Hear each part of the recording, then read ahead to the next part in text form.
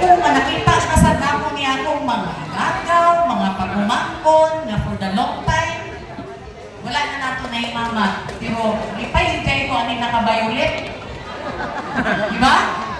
So, but anyway, yan naman as ika i-introduce, no? Kini mga violet o nga, baka ni mga gikan. So, mayong buntag kanatong tanan, mga membro sa clan ni Pedro. Isa kayo ito atong lulang eh, kasi nakatundong kaya kung tagaan. Isa ganito? Isa gani?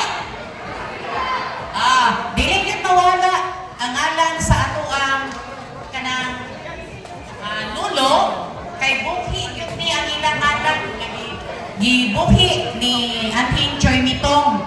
Isa atong lolo? Atong lula?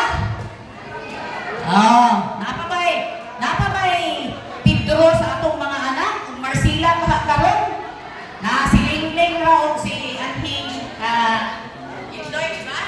So, salamat kayo nga salamat na sa atong mga ninunong, sa atong mga katigulangan nga gibuhi ang ngalan ni Pedro. Napa man siguro di English karon Peter of Mars. Oh, di ba?